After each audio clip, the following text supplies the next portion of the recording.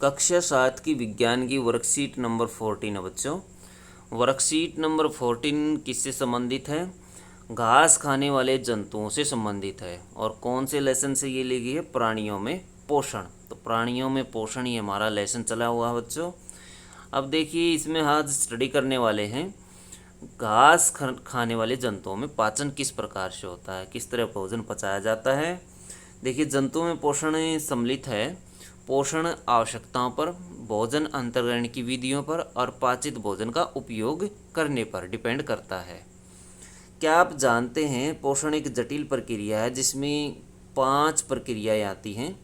5 इसमें चरण शामिल हैं। अंतर्ग्रहण का मतलब होता है भोजन को अंदर ले जाना। पाचन, पेट में भोजन का पाचन होता है, डाइजेस्ट होता है भोजन, उसमें कुछ पाचक रस मिल जाते हैं। अवशोषण छोटी आंत में होता है, छोटी आंत में उसमें से ऊर्जा अवशोषित कर ली जाती है। स्वांगीकरण, उसका उपयोग करना, विभिन्न शरीर के हिस्सों में उसको भेज देना।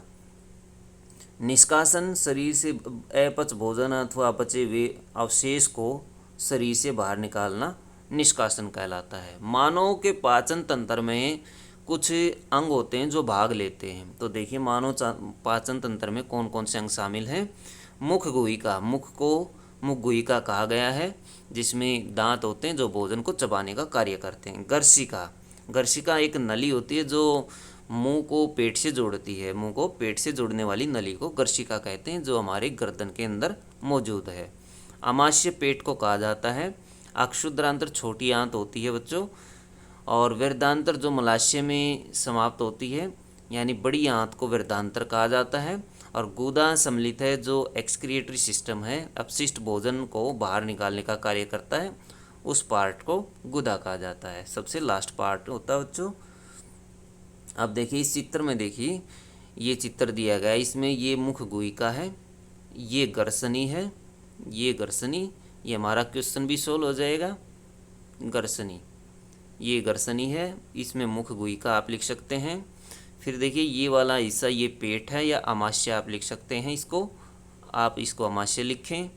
फिर उसके बाद ये जो हिस्सा है ये अग्नाशय है, ये लीवर है, ये लेकिन जो लीवर है ये इसमें इसका पार्ट नहीं है, ये मानव पाचन तंत्र का हिस्सा नहीं है अभी। तो इसमें लीवर में पित्ताशय आती है जो इसका इसमें से जो बाइल डक्ट छोड़ती है और जो भोजन में मिल जाता है उसको पचा देता है। ये देखिए, एक क्षुद्रांतर अथवा छोटी आंत, ये वाली अंदर की जो है ये छोटी आंत है बच्चों, और ये वृद्धांतर है।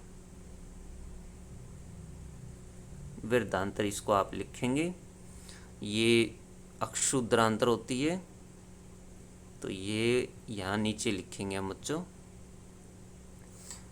ये देखिए, ये अक्षुद्रांतर। तो ये वाली चीज़ें आप लिख सकते हैं, नोट कर सकते हैं।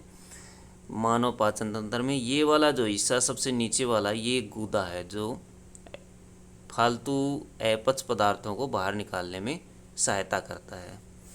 तो बच्चों देखिए, आगे रूमिनेंट अथवा रोमंथी।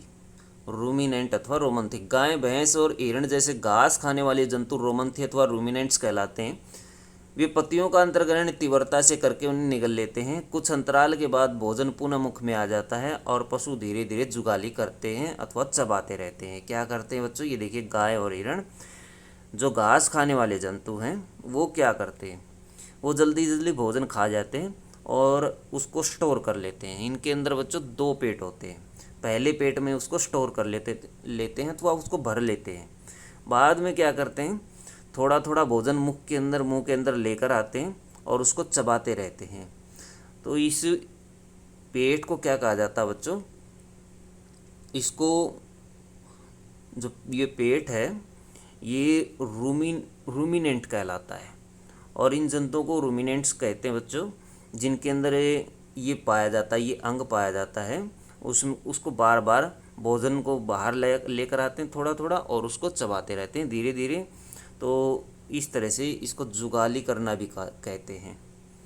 अब देखिए, इससे संबंधित पहला जो क्वेश्चन है वो हम कर चुके हैं। दिए गए मानव पाचन तंत्र में के चित्र में किन्हीं 5 भागों को नामांकित करें। तो 5 भाग हमने किए, मुख, गुहिका, गर्सनी, आमाशय और फिर अक्षुद्रांतर, अक्षुद्रांतर और वृद्धांतर।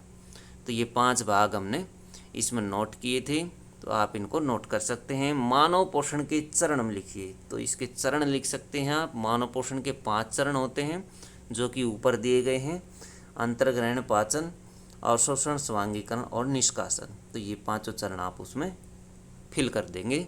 तो बच्चों, ये थी आपकी साइंस की वर्कशीट। वीडियो अच्छी लगे तो लाइक करें, हमारे चैनल को सब्सक्राइब करें।